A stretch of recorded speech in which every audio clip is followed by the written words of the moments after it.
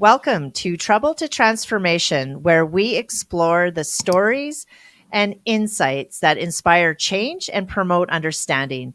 Today, we have a remarkable guest who has spent years working in the intense environment of a provincial maximum security facility for men. Our guest is a former correctional officer, now on an inspiring journey to earn her master's degree in social work. Her mission is to become a powerful advocate for mental health among correctional officers and inmates, envisioning a future where jails transform into places of true rehabilitation and healing. Get ready for an enlightening conversation filled with passion, hope, and a vision for the justice system. Welcome, Abby Dunfield. Super stoked to have you here today. Thank you. I appreciate it very much. Thanks for having me. Yeah. Our conversation that we had prior to this interview, you and I actually share a lot of the same visions. Yeah, we do. It's really inspiring to actually meet people that are on the same mission as you, because at some points it feels awfully lonely that you feel like you're the only person doing this, but you're not. So it's great. Yeah. And one thing that I really appreciated too is that you and I both were very familiar with the Compassion Prison Project with Fritzy Horseman. Yes. And the video Step Inside the Circle, which I still cannot watch without tearing up. I know. Exact same reaction from the first time I watched it to now. Like, I feel like I'm getting teary thinking about it because isn't that the truth? Yeah, the feeling doesn't go away. Yeah, and I actually share that video in the treatment recovery center where I currently work, and it actually has a lot of impact on the guys. No, I'm agreeing with you because I'm just thinking about it, and it's like it changed my career path just watching that video. So yeah, it's great. Mm-hmm. So did you watch that video after you had already started as a correctional officer? Yeah, it was after I left actually already, and I was kind of figuring out what to do. And a coworker of mine, she was like, "Hey, this is from jail. You might like this video." Just on a whim, she saw it on YouTube, and I was like, "Oh my gosh, this is incredible!" And then my brain started spinning, and I was like, "This is it. This is what I have to do." So yeah, it was just on a whim. So what actually inspired you to become a correctional officer? Nothing cool. Just a job posting from a government website that I could be offered a pension and benefits and have a great career in. What I really wanted to do at the time was to buy houses and buy property and do that. So I was like, oh, this would be a great job, because my whole career until then, I had owned my own business. I did that for 7 years. I owned an espresso bar. I'm a registered holistic nutritionist. I was doing personal training. I was in the kind of like small business world, and I love it, and I love health and wellness. But I just wanted something where I was going to make good money and have a stable paycheck and look good on paper for the bank. My ex's mom was a lieutenant in one of the jails here in Ontario, and she used to tell me stories about what happened. And it's funny because I was just thinking about it, and she'd be like, "Oh yeah, today I got thrown across a jail cell," and I'd be like, "Oh, that sounds cool," like not even thinking in my head what it actually meant or entailed, but it sounded like a job. So I applied, and I didn't actually get in the first time I applied in 2017. I tried again, and that was it. Wow. So were there any concerns then from family or friends when you decided to take this career path? Probably in their heads, but they didn't verbalize it. I'm 6 feet tall. Like I said, I've worked out for 15 plus years. I wasn't worried about my physical stature or anything, and I've always been I want to say independent and able to take care of myself. So nobody voiced concerns, but I'm sure my mom wasn't too thrilled when I told her what I wanted to do. Yeah, wow, that's interesting because I had a vision as well of creating workshops and going into the penitentiaries and the prison system. And a long time ago, I was actually blessed in having an interview with a gentleman by the name of Jason Head. And he spent 15 years in Texas penitentiaries, Wow. and is now a very successful business owner. But I asked him that. I'm like, how am I going to be received? Right. As Yeah. a when I walk into these organizations. And he basically said that the inmates have a code of conduct, and that's no harm against women or children. So if there was any issues, I feel like there's, you've got some backup. Yeah. Yeah. You very much do. And I didn't know that going into it, that was kind of the case. I knew some of their codes of conduct or how things went, but I really had no idea what I was getting into. Mhm. And I think you kind of downplay it in your mind because it's I feel like it's one of the only workplaces you sign up for and get the job, and you've never been to the workplace and you don't know what it entails, and you take this job and you're like, well, let's just find out, right? So Yeah, yeah, yeah. absolutely. And so with that being said, like what type of training is involved in that? um yeah, so you get hired and then you go through all these different tests, like psychological tests. You do a fitness test, just like not interrogation, but you know what I mean. They ask you questions, Yes. and then you go to training, correctional officer training and assessment. It's 8 weeks. Provincial is 8 weeks. I think federal is 3 months. But when I did it, you didn't get paid or anything. You just had to go. So we went to the Ontario Police College for 8 weeks and did training. And to be honest with you, I don't remember a ton of what we did, because once you step in the jail, like it just goes out the window. But Yeah. a lot of defensive tactics and like you kind of learn about the environment, but I feel like you are never fully prepared Hmm. to when you step into the jail. But I felt confident going in based on like the defensive tactics. Like they make it sound like you're going to get attacked every day, so you have to like know how to defend yourself, which is not the case. Um, but yeah, I just we went there for 8 weeks, and then they ship you off to your spot, and you start your training for another 8 weeks inside the jail. Right. Do you think that there's a real risk difference? Well, I mean, obviously there would be with provincial and federal inmates. Do you think that it would be a lot more of a high hazard in federal? I actually don't, because my thoughts on this is because in provincial, so they're all maximum security. I don't know if BC is the same. I think every province is different. So in Ontario, they're all max security because you're getting every person that's coming off the street, so you don't know what type of inmates you're dealing with. Hmm. So that's the difference. I think federal is sort of more, they've settled, inmates have settled in. They're doing their time, like they've gotten sentenced. They're kind of relaxed a little bit, whereas in provincial you get guys right off the street from whatever happened, Hmm. and it can be chaotic for the first 6 months until they figure their way out in there, and a lot of mental health issues too. And so I don't think provincial is necessarily a safer environment. I just think it's very different. It's a different Yes. field, and I haven't been in a federal jail, a prison. I don't know, but that's my guess. Yeah, interesting. Well, I'm going to share a little bit about Yeah, myself here. definitely. I've been on the opposite side of Okay, that, and I have done time in prison.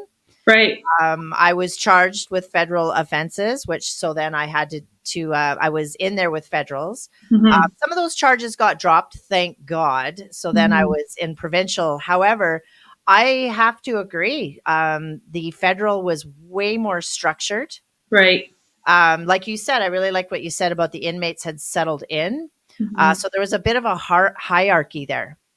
So when people did get out of hand, there was kind of like that criminal justice in a sense, right? Where Mm-hmm. provincial, just like you said, there was so many people that were coming off the streets and they were withdrawing, going through treatment, and it was chaos. I Yeah. have never seen so many fights in my life. It was terrifying.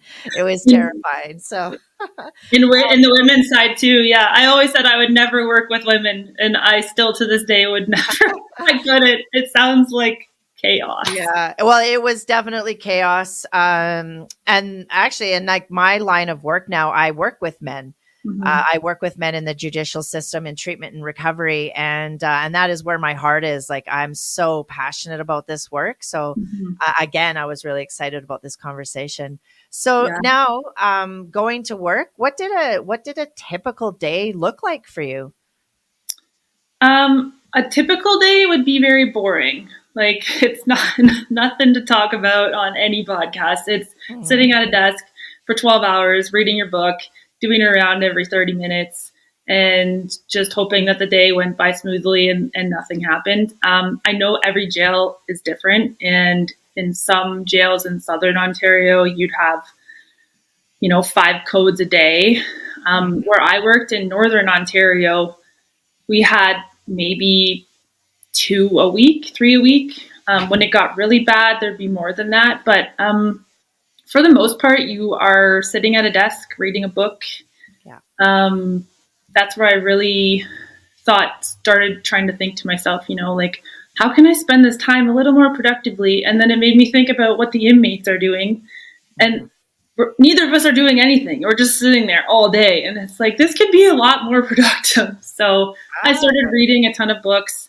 mhm. Um, when I did my rounds, I would stop at the ranges, and guys wanted to chat or show me an art project or something. So I just did that. I didn't linger. I wasn't there to talk and make friends, but I would stop and chat. Some other days you're running around frantically doing 9 million things. It just depended on the post that you were in for that day.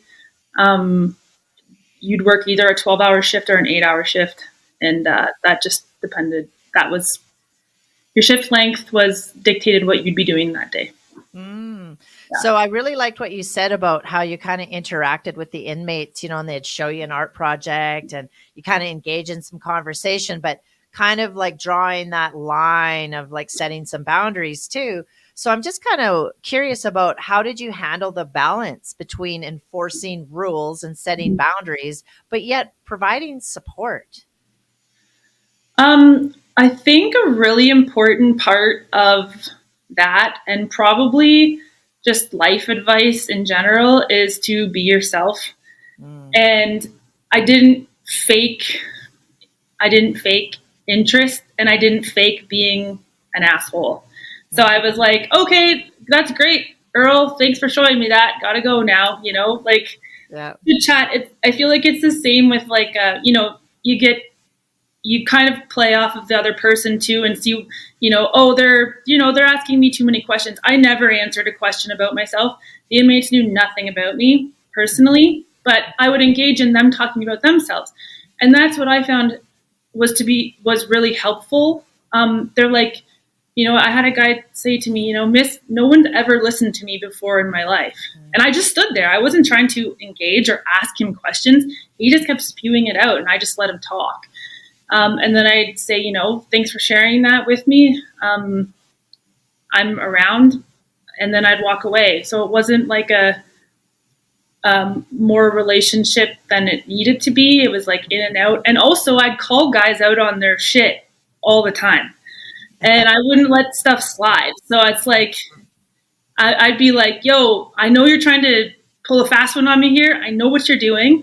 Stop doing it. Thank you. Have a nice day, and move on. So it's like, Yeah. it takes a long time, a fair amount of time to find your groove though, because Yeah.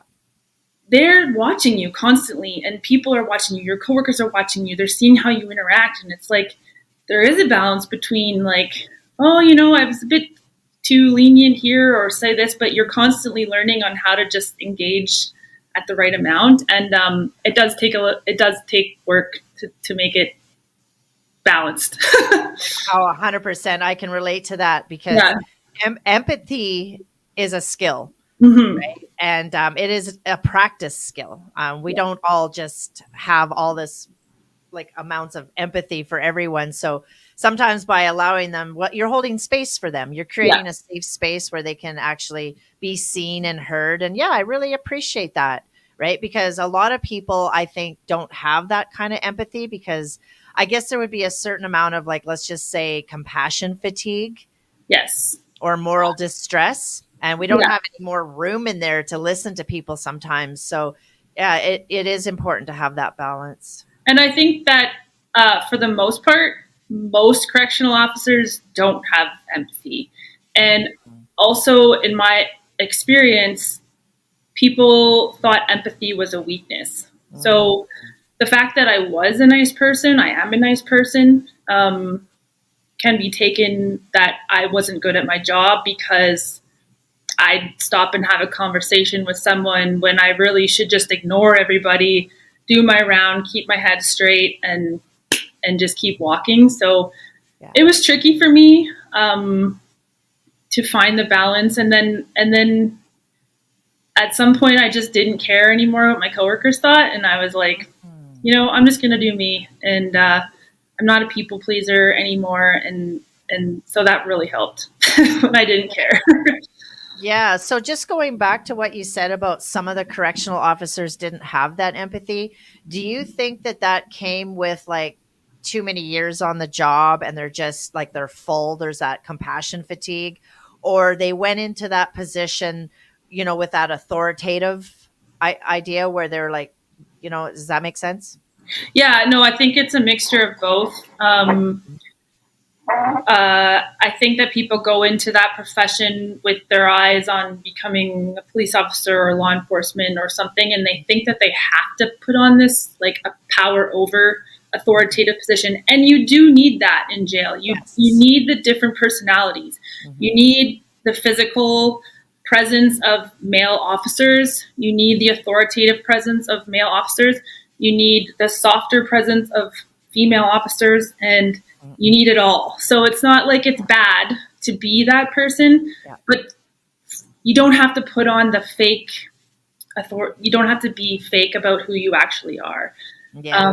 So I think that a lot of people just went into the role with the notion that they had to act like this, and that's not actually who they were. And then they just kind of fell into that and became that person. Yeah. And I also think that um, officers don't know anything about trauma. They don't know anything about their inner child. They don't know anything about themselves. They don't know what inmates went through as kids.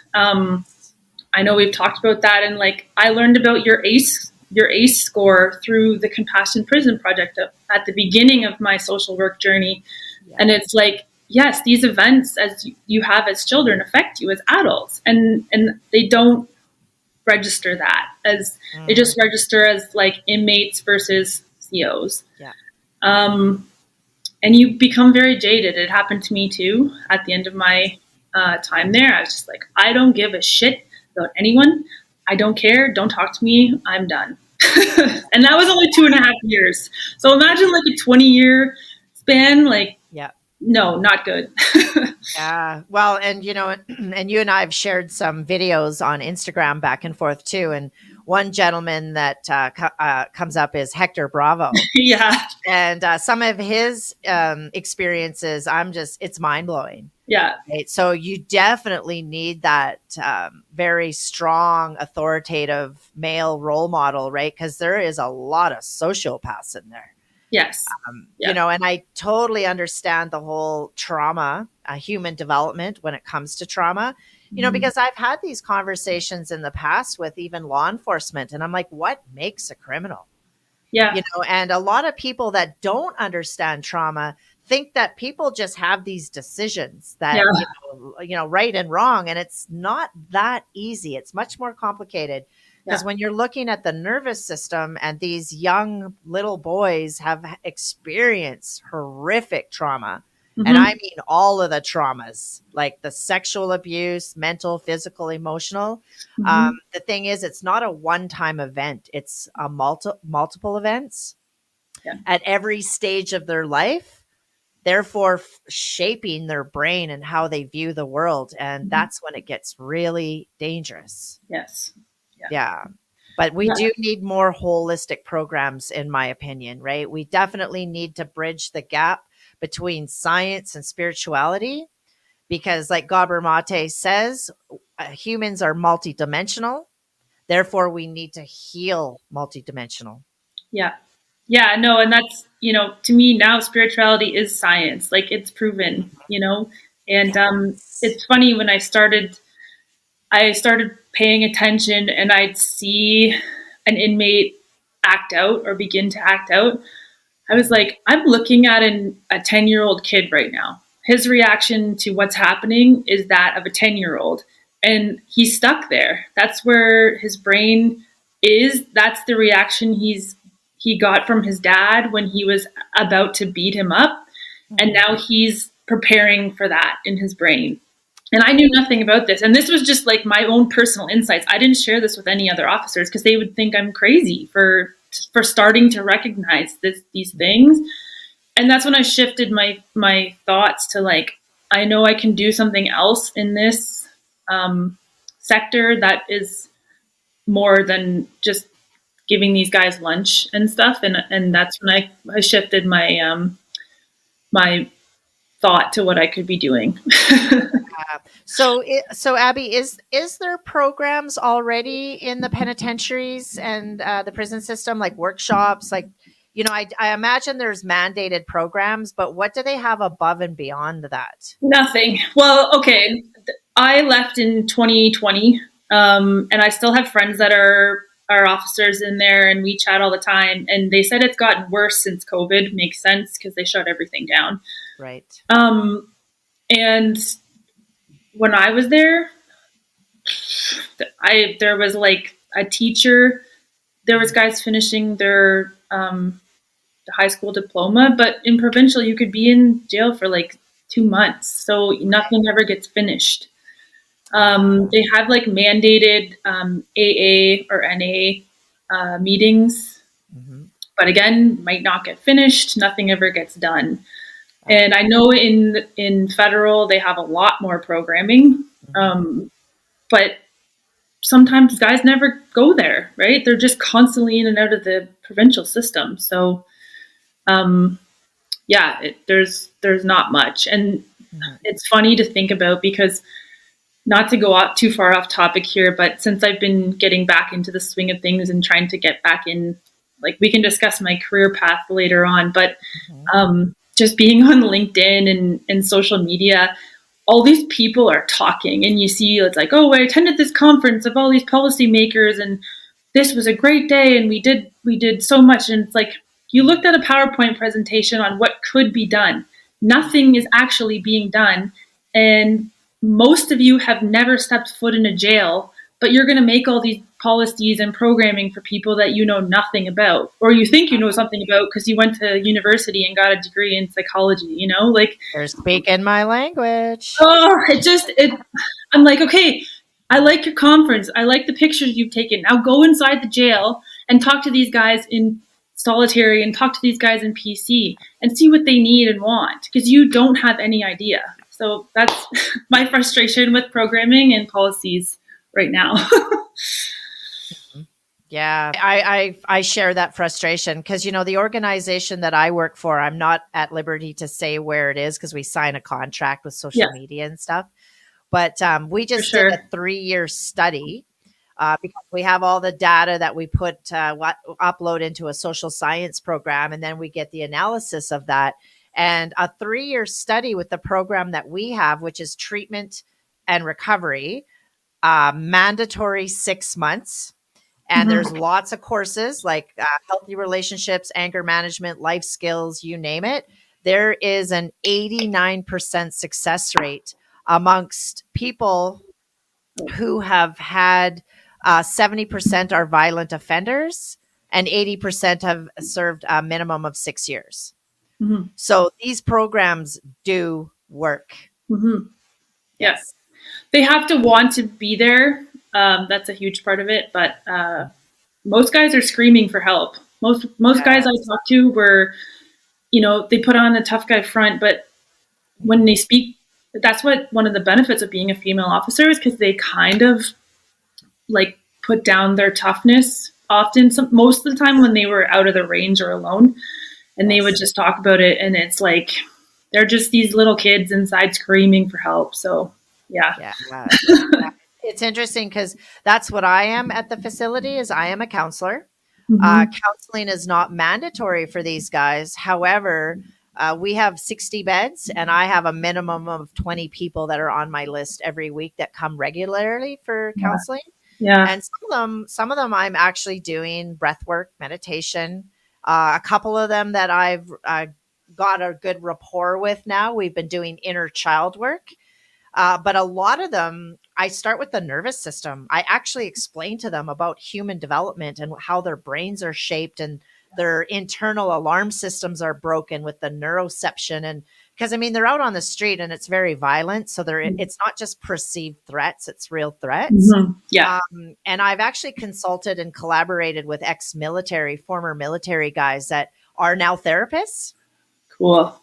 and again, nervous system, right? Yes. Learning the nervous system. But so what you're saying then, in a nutshell, then, if I was to design a workshop program and make a proposal to the prison system, would I be accepted? Would they look into something like that? Or is it funding? What's the deal? Well, your guess is as good as mine, because that's what I'm trying to do right now.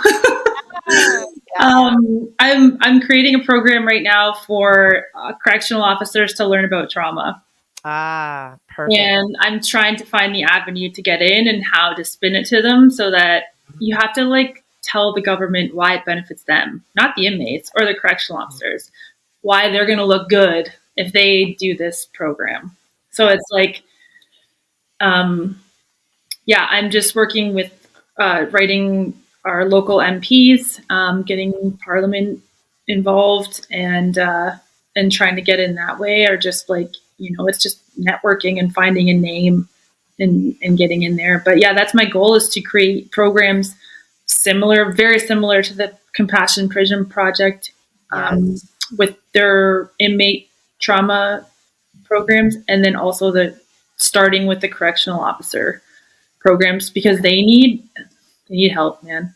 They Yeah, need, absolutely. And just talking about the Compassion Prison Project with Fritzy Horseman, I'm actually going to include that link in our yeah. interview, if that's okay.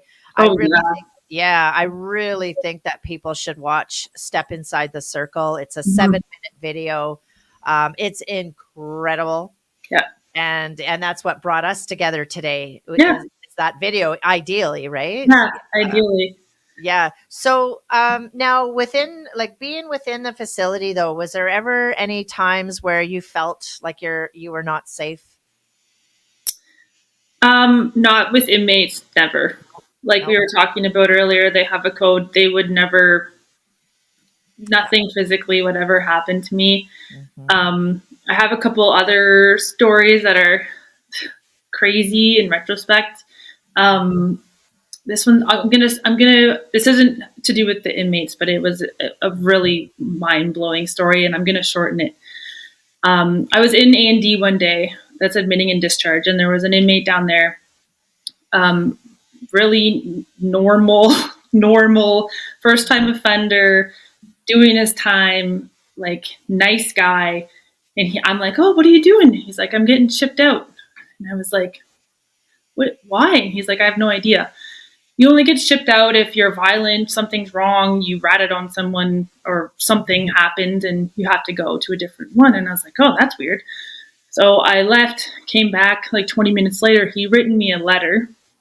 So I took the letter and I read it. And long story short, I don't actually remember all the details, but basically the letter said that my immediate supervisors, two of them, like the floor managers, had told him that I had said something about him, that he was like a rat or something, and I had told other people this. Oh And no. so my, like, you know, that cartoon where the guy's face turns red and there's smoke, I'm just like losing it. So I finished reading the letter, and at the end of the letter, he's like, there was things in the letter that he wouldn't have known if they wouldn't have told him. Like, I knew that they had talked to him. And he wrote at the bottom of the letter, like, I'm just wondering, did you do that? And I walked back to his cell at A&D, and I was like, not a fucking chance. And he goes, that's what I thought.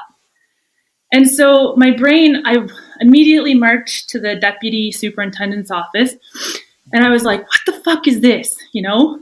And we chatted, and I said, why are the sergeants talking to inmates about officers? I said, you're damn lucky I had a really good rapport with this inmate, or you may have had a dead CO on your hands. He was in a very prevalent gang in Ontario, and he's like, I'm lucky that, like, we chatted about real estate and, you know, all this stuff. He's in landscaping, first time offender, normal guy. And so I just lost my mind on it. And that's when I started really not trusting people in the jail. And I didn't trust my bosses, which is awful because you need to. I didn't trust my coworkers. Like, things just started going downhill from then. But that was like a turning point for me where I could have literally not been alive if he had taken that, if he didn't take my word, because, you know, that's all you have in jail is your word, right? Even as a CO, it's all you got. So that was probably the scariest time, just to think of what could have happened. And then I had another incident, total miscommunication with a range. And then I left, it was like my last day, and I left. And so I came home. I live 1,600 kilometers from the jail. And my PTSD was so bad that I would sit at the table and be like looking out the window and contemplating like how I could get out of my house in case those inmates were coming to get me. And I was like, okay, if they go in the backyard, I'll go around this way and go through like preparing myself for this. It was so outrageous to even think about, but that's what PTSD does to you, and you don't even realize that it's happening. And it was like normal for me to be planning my escape route like across the province. So in retrospect, things were pretty safe, but like at the time, it was like psychological stuff, and it got crazy to think about now, like how bad it could have been. But yeah. Yeah. Well, and with that being said, Abby, like when we lose our sense of safety due to betrayal Yeah. from the very people that are supposed to keep us safe, I can only imagine that would start to fracture, you know, some of those values, right? Completely fractured. And like, it's funny because before then, you know, it's like, I don't like you guys, but I still trust you to save my life, because you're in the front line. You could need these people to save your life at any given moment. And I did trust them to do that. Didn't like them as people. But after that, I was like, that's like crossing a line. Like, you just did something you should never, ever do, especially in that authority. Like, you're my manager, you know? Yes. So from there on, it was just downhill, and I got, and it's the same when you say that when you're a child and like you're supposed to trust your parents and they do something, and then that's how it trickles down, that you just become this super independent, like, I don't need anyone, I don't trust anyone. That's what happened to me. So yeah. Absolutely. And you know, like betrayal and loyalty is like one of the 5 main moral values. Right. I mean, that shapes our perspective in relationships, in everything. So, yeah. And so, did you get some therapy or some support for the PTSD? Did you have to work through that? I'm still working through it. I've been to, I had some personal stuff going on at the same time. Like, I lost my son's father a week before I found out I was pregnant. This was all at the same time of like quitting my job. I filed a human rights complaint against the superintendent of the jail because this is the jail I got transferred to at the end. She was a horrible person. So it all was happening at once. And so I've done EMDR. That really helped for some acute grief and stuff. Not so much talk therapy. I kind of like, I'm over that. But it's helpful at some points, it's really helpful for some things. And now I still have times where I will be going to bed and I'll be replaying scenarios of things that had happened over and over, and like, if I would have said this, I could have done this and could have done that. And then I have to like be like, Abby, stop, you're not there. And so I can catch myself and pull myself out of it pretty quick, but Yeah. it still comes back. So Yeah. it's a work in progress, I think, forever. Yeah. Yeah. I definitely can relate to the PTSD because, my past, I was involved in crime Right. and my life was in danger all the time, every day, Yeah. all day. And I never really got over that. Like No. I still have some residual around that. Yeah. Uh, and that's why, like, and I have a therapist, like therapists need therapists. And Yes. when I took a career in working with men in the judicial system, my therapist had a lot of questions. Yes. Yeah, she had a lot. He had a lot of questions.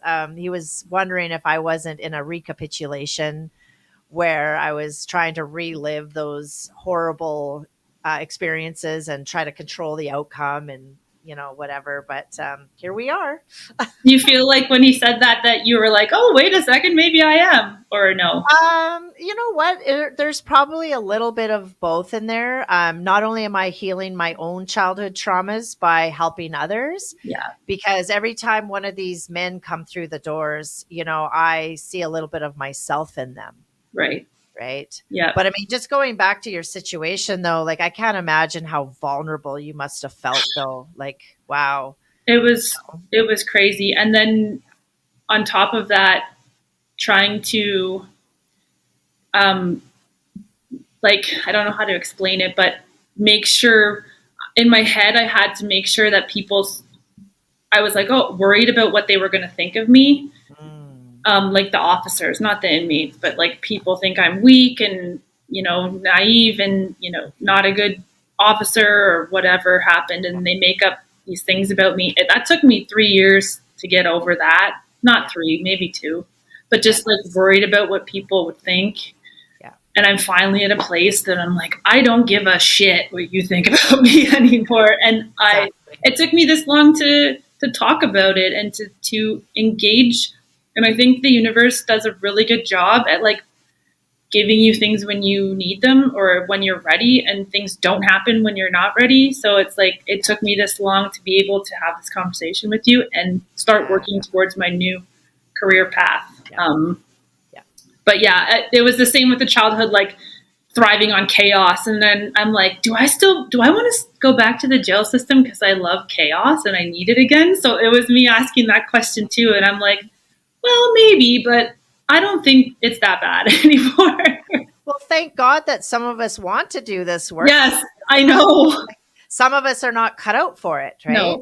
I know that when I share my story, people look at me sideways and it's like, you do what? Yeah, yeah, And the thing is, going back to your story again, though, too, with the PTSD, and that's where empathy. Sometimes we cannot assume that we know the whole story, right. because sometimes people might look at someone that's grieving and go, well, "What do you mean? Like that's not so bad."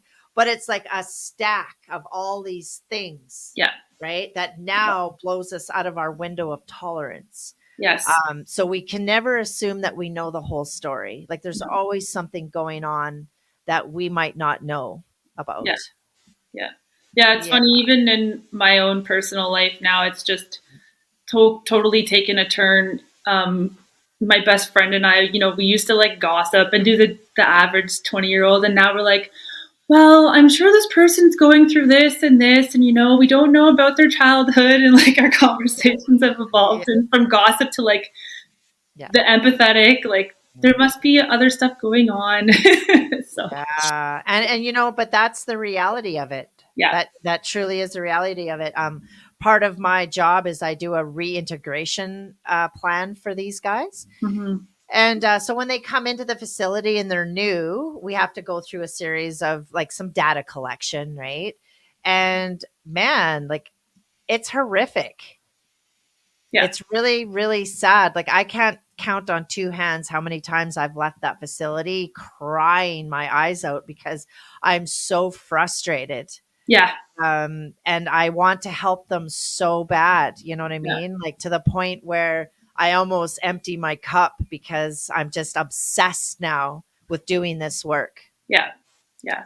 Which Yes. is great, but you have to keep yourself in check and healthy, and it's Yeah. hard sometimes, and you hear these stories and they just stick with you and you're like, "Oh my god." And Yeah. it's like, I want to punch this guy's mom in the face. you know? Yes. Yes. Yeah. But it's not your life and story, but you got to just be there and hold space for them and Yeah. listen. Yeah. And one of the 8 key factors to reoffending is relationships, their family, their relationships. And the thing is, you can't heal in the same place that made you sick. And when these guys get out, it's like, where do they go? Yeah. What do they do? Have we checked out the cost of living these days? Oh, I know. I know. And now we've got guys that are, fighting addiction, and there's mental health issues and all of these things. So it's incredibly difficult to see these transformations. Yeah. But when we do, oh my Lord, it's Yeah. amazing, right? We need Yeah. more of that. Yeah. More of Oh, that. I know. That's the goal. That's the dream, is that everyone comes out of jail just completely rehabilitated and has a like full life ahead of them. Yeah, well, but the thing is, those statistics don't lie. The data is in, and rehabilitation programs like treatment and recovery uh, do make results. Like, they have results. Yeah. The Yeah, we're numbers lacking can't that lie. in Ontario. I don't know if it's the space or the Mhm. like, I don't know what it is. It's just Yeah. not there. Yeah, well, hopefully that now, with a little bit of a shift in government, we're going to start seeing more programs like this. Yeah. I Yeah. don't know. Like, I know a little bit about politics, probably not enough. I'm not an expert by any means, but I have heard that they are going to start putting more money into treatment and recovery. So fingers Right. crossed. Yeah. I feel like you have to, because the system's not working, and it's been not working for so long, and it's only getting worse. Like, you can't keep just oiling up a faulty system. It doesn't work. Yeah. Yeah. And that's Now, the thing with, sorry to interrupt, that oh, you're in no. BC, so it's funny because with the drug decriminalization and all that's happened out there, my initial thought was like, oh, that's great, like people It was won't terrible. people won't reoffend, and then I'm like, okay, so now you're allowing all this with absolutely no other avenues, so you're not assisting them in any other way other than giving them stuff. And Yeah. harm reduction is like, okay, that's a band-aid solution for the next day. Their slogan is like, oh, they'll live to see another day, and it's like, that's your game plan, that's the end plan here.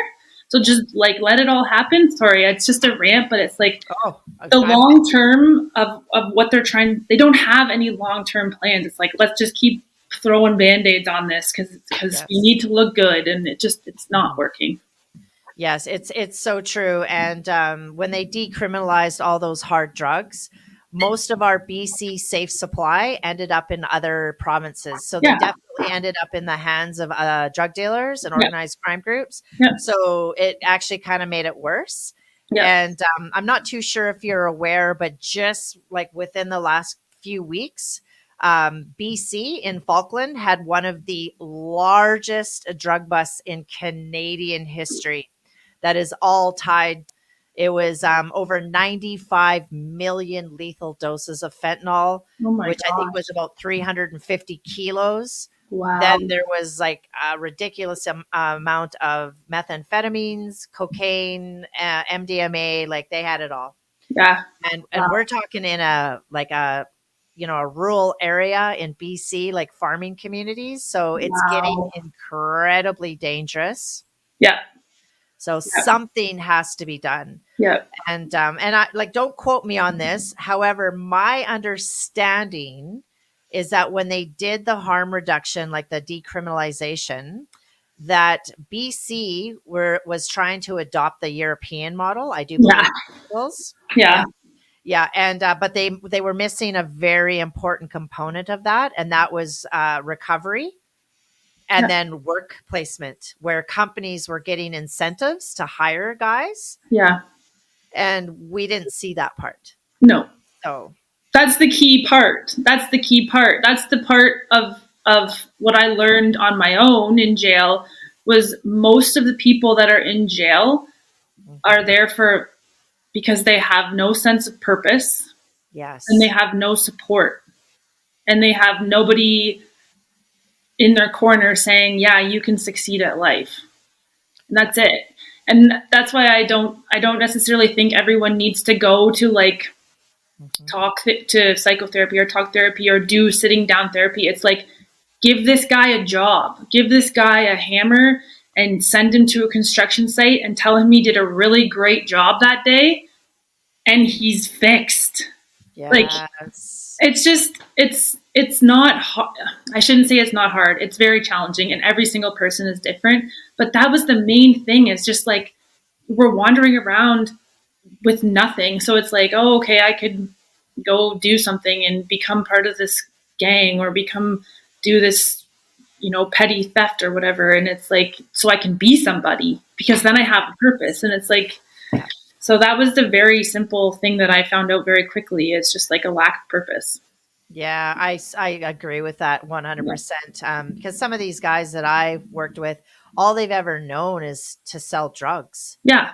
And however, at the center where we're at, if they're on good behavior and they finish 3 months, like it's a mandatory 6 months, but Mm-hmm. after a certain amount of time, which is about 3 months, they can do some community work where they can Mm-hmm. go mow lawns, Yeah. shoveling snow, and there's a group that go out and they absolutely love it. Yeah. It's So physical. You're tiring yourself out. It's work. It's hard labor. And that's what men thrive off of. yes. And I'm not to stereotype men, but like they do. Yes, absolutely. Well, and I'm not too sure if you're familiar with there's a minimum security in Alaska. It's called I do believe it's Point Mackenzie, and it's called the Okay. Farm. And they bought the Alaskan government there bought, I do believe it was like 800 acres. It's massive, but they Mm-hmm. raise livestock like cows and pigs and chickens. They grow vegetables. There's like heavy equipment operators. There's all types of labor jobs. And some of the inmates that are actually getting close to leaving request that they stay because they love it. It gives them Yeah. purpose. And now they have a job and they become hired hands now. Yeah. Yeah. And I would love to see more of that. Yeah. So the in Thunder Bay, they have two jails, and one's called the Farm. And they used to have a farm program. It's in not rural. It's just outside of town, but it's Thunder Bay, like Northern Ontario. There's a lot of space, and they had a Yes. farm program, and they had an actual farm, and they fed both jails and they fed the community. And Yes. then in I think the 70s or 80s, the farmers came in and said, "You need to shut this down. We're not making any money," and they did. They shut it down. Oh, what? But I just also have learned that probably a couple months ago they're starting the program up again because they're building a new correctional center, and Thunder Bay is not doing well. It's overflowing to the max, but I was really happy to see that that farm program is coming back. So, Oh, good. and I That's think in like a regenerative farm way, which is also yeah, super important for the health of the earth and in yeah, future generations. So yeah, it's good. yeah. Because there's always a solution. Okay, so the farmers were upset. They're not making any money. I get that, and they need a livelihood too. So Yeah, I get that, but there's got to be a solution, yeah, right? Can we work together on this? yeah, yeah. Yeah, It was. I didn't understand the full political logistics of it, but that was the story. So hopefully they can bring it back and it can be helpful because that's huge. Like you said, yeah. it's huge. Yeah, I do believe they had the equine therapy here in Yeah. BC in Wow. Oliver, and I had spoke with somebody there that had worked there, and they said it was they had great results with that Mhm. program, like Yeah, amazing results. yeah, Inmates love to work with the animals, whether it be yeah. dogs or horses or whatever, but due to funding, it was taken away. Right. And I'm like, well, I think I see where some money is being misused. So I think the funding, we could get the funding back. Yeah, well, I say to my like older family and friends, like if you want to get really mad, come spend a day in jail and see how much money we waste. Like Yes. thousands of dollars a day, probably in random like paper, pencils, overtime, sick leave, like food waste. It's just Mhm. it's insane. Yeah, Yeah, I would have to agree. It's yeah. hard to watch that. It's hard to observe Oh that yeah, sometimes. Yeah. yeah. So, how do you think that your job as a correctional officer changed your perspective of the world? I know it's a deep Um, question. it's a loaded. I'm completely changed. It's funny because when I was applying for the job, the second time around, I paid to get my resume written. It cost me $500, and at the time I was like, "Wow, that's crazy!" Like, it's the best $500 I've spent to this day. Agreed. Still, Yeah, still. agreed. Good. Um, I got the job from that resume, and from like day one, my brain was exploding with learning. This wasn't my first career. I've been in, like I said, I've been in hospitality.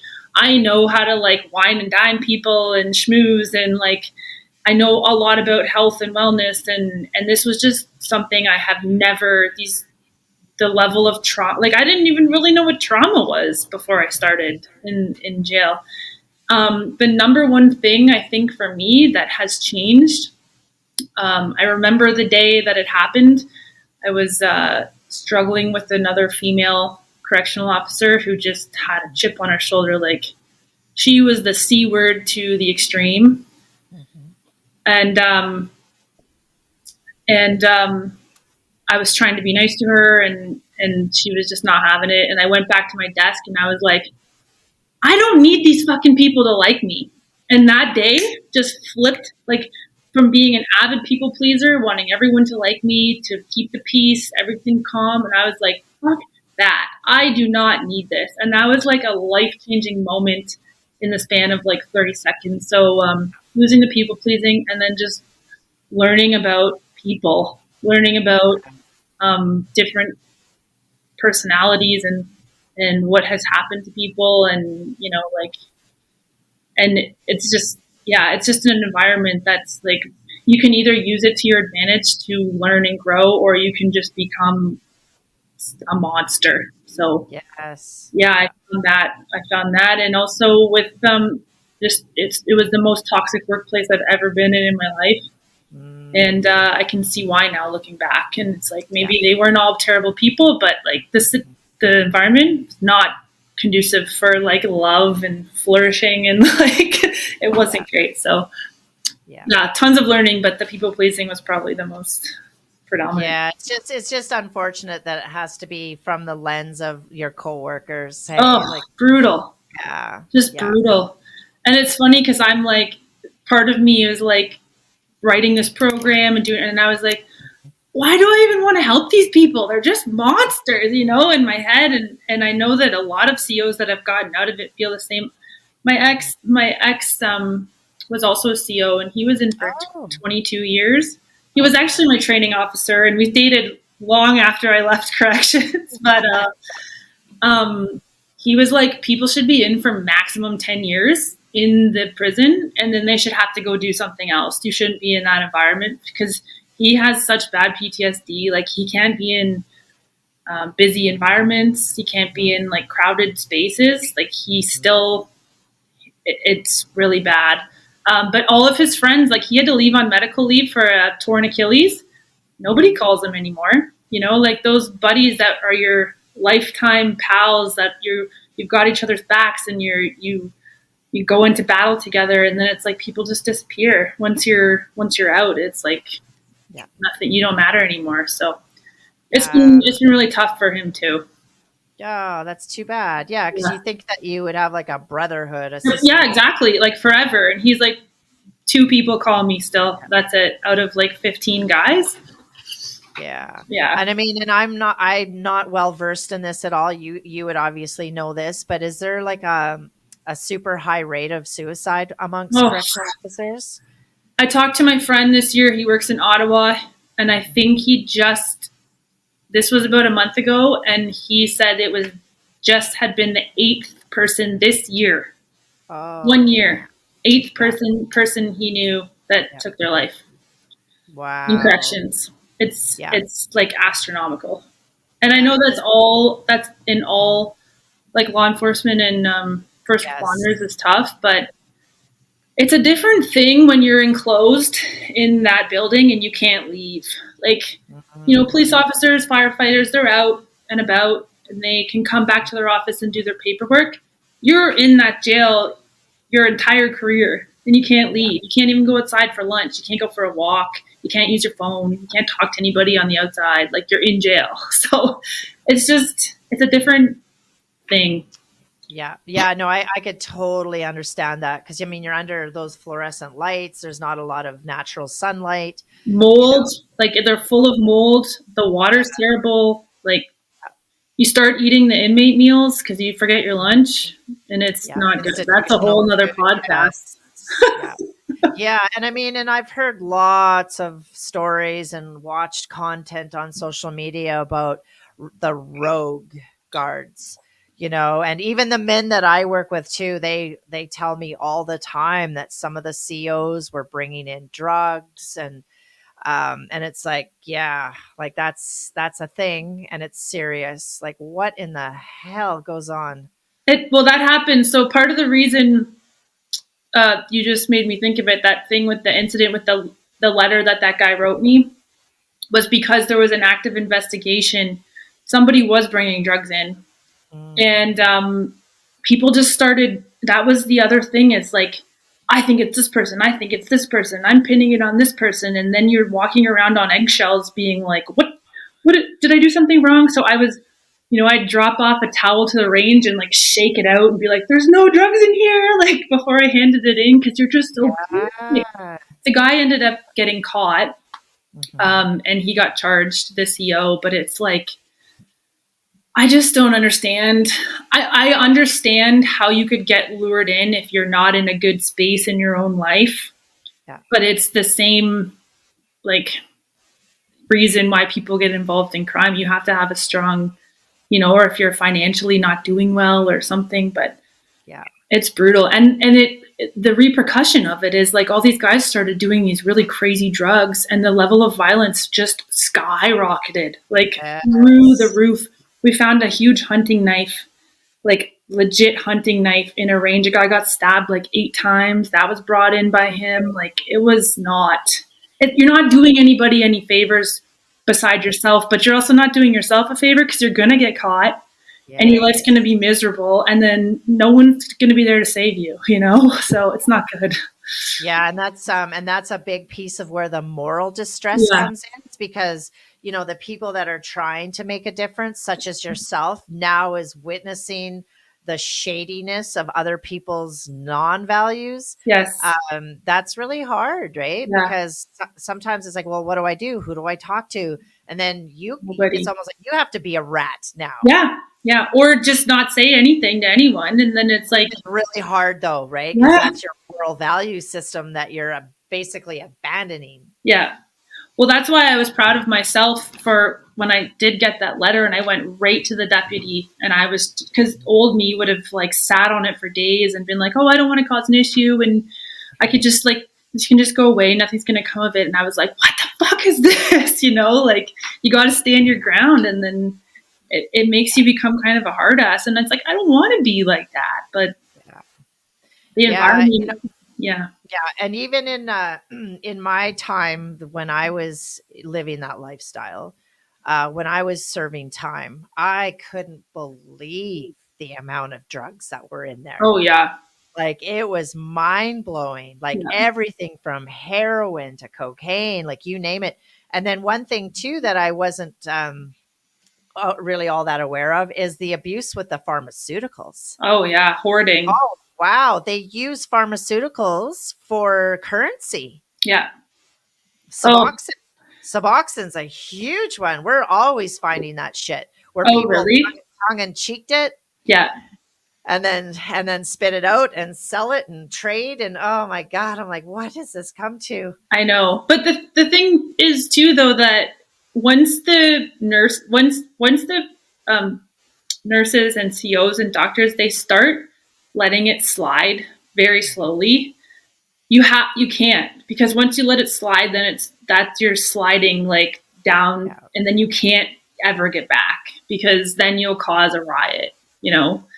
And That's yeah, we had very true. disgusting incidents with like methadone and guys Oh, puking it up and selling yeah. it, and it's just like, Oh, yes. That is the reality of I it. know, and you're like, this is my life. Like, I'm dealing with this guy who's withdrawing from other guys' puked up methadone right now. Like, what is going on? It's that is the truth though. Yeah, It is yeah. very gory. It's very gory. It's so morbid and it's just like, did I just see that? I don't know. Yeah. Yeah. And that's the funny thing too with like Suboxone. It's like, so you're giving them a government regulated drug because you gave it to them, it's okay. Yeah. But now they're using it to sell to get other stuff. Like it just, Yes. it's not. Methadone and Suboxone are just regulated, like recreational drugs, basically, that Yeah. you know. Yeah. Yeah. And some of the guys have kind of made a comment to me too that say if you're a crystal meth addict or cocaine or one of Yeah. the stimulants, sometimes they'll get prescribed Suboxone and they don't have an opioid No. addiction, but then they leave jail with one. Yeah, exactly. There was two guys I can remember that they're like, he's like, I don't even do this shit, but they just gave it to me, so I'm taking it. And in Yes. my head, I was just like, why wouldn't you? You're in this terrible environment. You need an escape. They're giving it to you. What do Yes, you? I know. You're gonna And have the capacity to say no. It's like, um, and they're probably start using again, and then they do the like. There was probably 5 guys in my time that got out, OD'd, and died within 2 weeks of getting out because they went back to yeah, their old dosage. And it's like, yes, yeah, you, how can you save them? I don't know. I don't know yeah, the answer. yeah. Like I was saying earlier, we have like the 6 months program, but then the guys have the option to go to like second stage, Yeah. which is now like a house, and they work with different organizations that now get them their resumes and they get them Mhm. jobs. They have a curfew, so they still can go out into the world and go to a job and do things like they would in their normal life. However, they still have a curfew and the support that they need Yes. so Very that important. when they get hit their friction points or their the temptation that they still have counselors and people to work with. So Yeah. Oh, that's great. Sounds like a well, wonderful program. I wish I could send everybody there. yeah, yeah, and we're owned by BC Housing, like the property itself, but it started out with like an indigenous artist and an ex RCMP, Wow. and it was an incredible journey, right? They really Very put their cool. heart and soul into it, and here we Yeah. are. We're still going, so Yeah. it's amazing. Amazing. Okay, so what would you like to see for changes, if any, in the correctional system? If any, the whole entire system. Yeah, I think there are things that can happen tomorrow that could make such a huge change immediately. Things such as changing the food would be a mm, massive shift, and that could change right away. And things like giving them a multivitamin or giving them vitamins, giving them vitamin D and like nutrients, because your brain cannot function if it's not got nutrients. Your body can't function, your nervous system can't function. And when you feed people garbage, their body just turns into like nothing.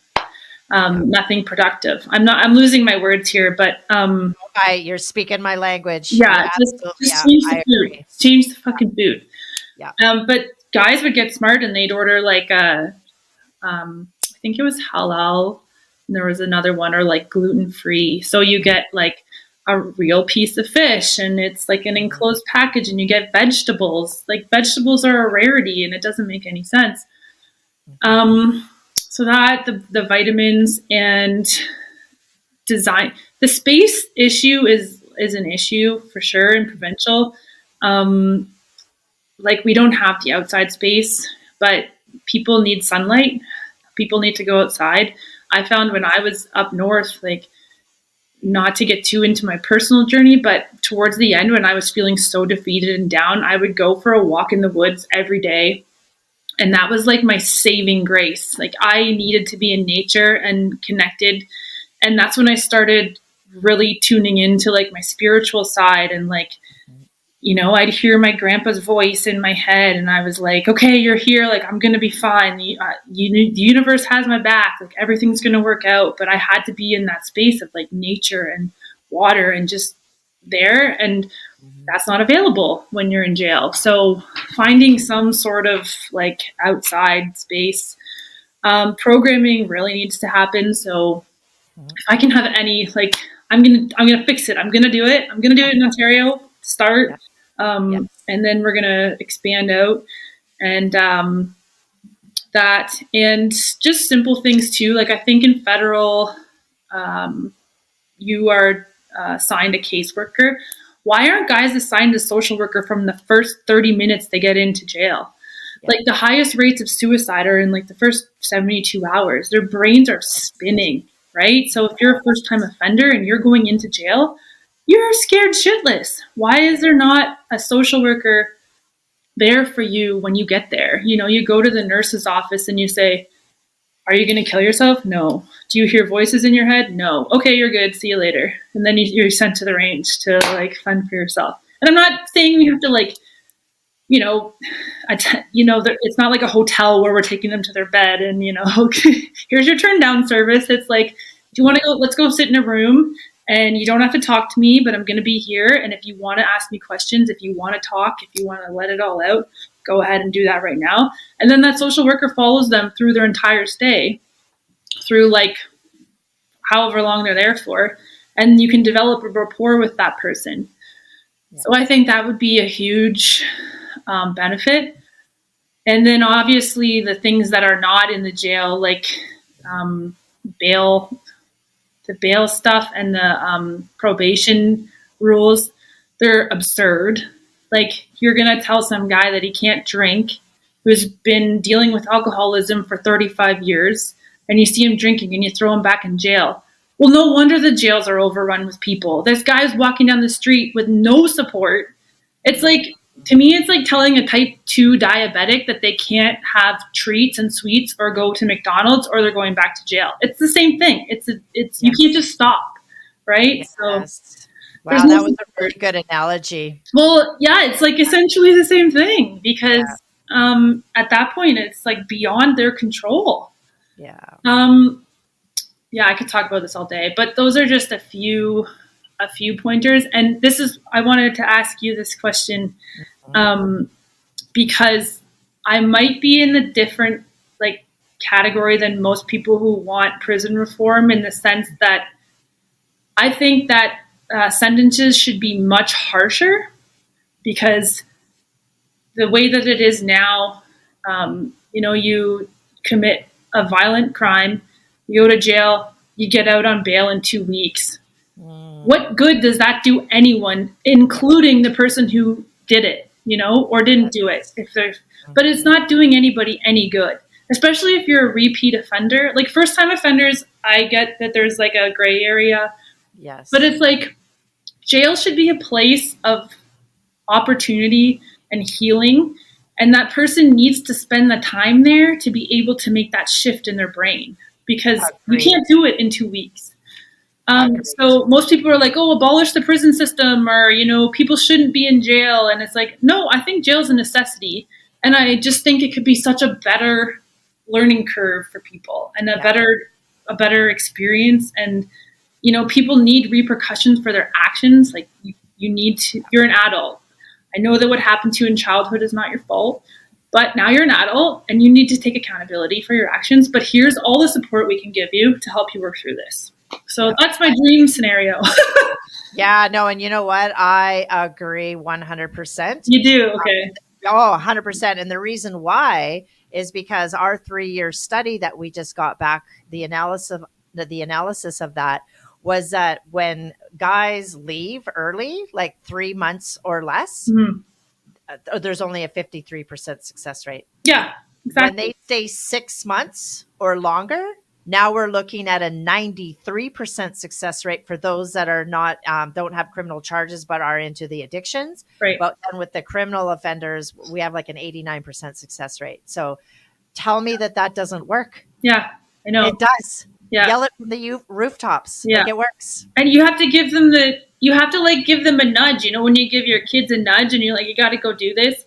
Yeah. It's like they're getting way too lax on giving people choice, which I know we have choice and but you need to give them options and you need to say, look at, you give them that person the results of that study and say, man, stick this out for 6 months. Your life will be better. I promise you. And they'll go, okay, great. Or they'll say no. And if they say no, good luck. But you had the opportunity. Yeah, 100%. And the programs that we offer, like I was saying, like we have a teacher that comes in so that they can get their grade 12. Yeah. But the thing is, though, these courses are mandatory. So there's life skills, Mm-hmm. healthy relationships, where they're going to talk about conflict resolution and setting boundaries and Yeah. relationship attachment styles. And I'm bringing in more of the childhood trauma stuff. And soon I will be teaching a course on death, dying, grief, and loss. Which Because is huge for so many people that are in that position, in yes, that they space. have experienced so much death in Yeah. their life. Yeah. And the thing is, with death, with loss, grief, it's so incredibly painful and it's vulnerable.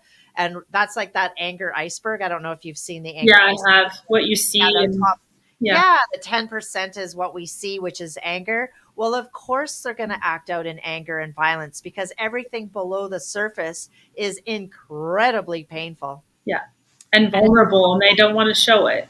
exactly. Yeah. So, wow, I am really, really excited for you, Abby. And honestly, I could picture us working together in I the know. future. I was gonna say it. We'll go provincial, and then we'll go federal, and you and I will be on this task force team, and we're gonna change the system, and it'll Yeah, be great. absolutely. Because with the workshops and stuff, they recommend having like a second facilitator. They call like the horizontal and the vertical facilitators, where one is like teaching the material, the psychoeducational part, but then there's got to be somebody that's got eyes on. Right. Right. And Yeah. I thought, well, wouldn't that be fun? Yeah. Wouldn't that be cool? But so have you started your social work yet? Or, So I'm finishing my last year right now of oh, my bachelor's degree, and then I applied congratulations. for my master's degree for next year. But the Nice. master's degree is actually designing a program for an agency. So I've gotten heads. That's why I'm doing this program, and I pitched it to the McMaster University, and I was like, so I'm going to try to sneak my way in the government that way by Nice. doing that programming. But funnily enough, I right out of college, I got a job at Victim Services. I don't know if you guys have Victim Services out there. We do. Yes. Yeah. So I'm working with people on the opposite end of the crime and tragic circumstance, and I'm like, I do not know how to talk to these people that have just dealt with this. I have no idea how to do it. It's hard. It's so hard. Yeah. I can talk to, like in jail, I could talk to inmates all day and just like shoot the shit. When someone's on their worst day of their life and they're crying, I'm just like, I don't know what to do. I'm like, it's scary and hard to do. So that was not for me. So I have to do another placement, and I'm going to try to do it at John Howard Society or Canadian Mental Health Institute or Canadian Mental Health Association, and just work with their like bail program or something, and get my feet back in the mix because I'm still on the outside right now. I'm not working with anybody. Yeah, I totally can relate to that holding space for people because if you're like me, you kind of want to try to fix things. Yeah. Right. That was a big learning curve too. It is. I am not fixing you. I will listen, but I'm not fixing you.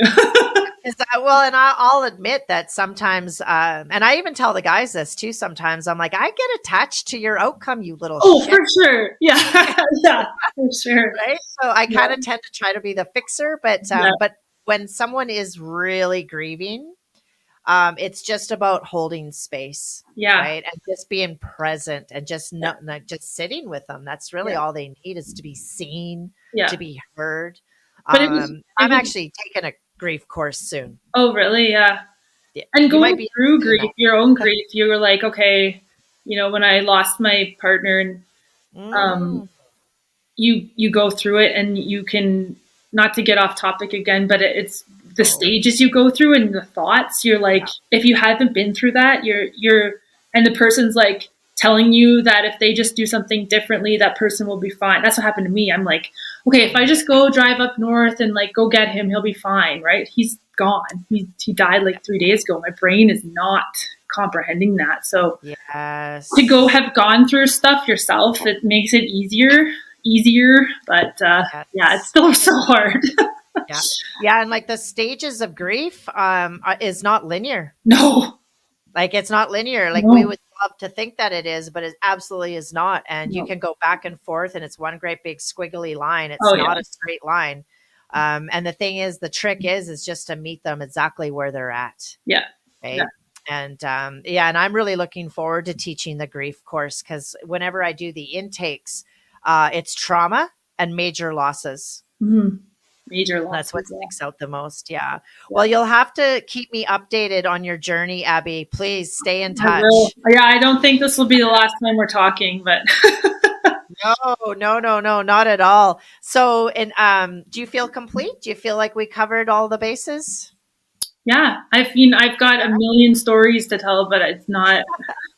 We Okay, don't. well, let's send the viewers off with one of your most heartfelt stories with an inmate where it was just like, wow, this is why I do this work.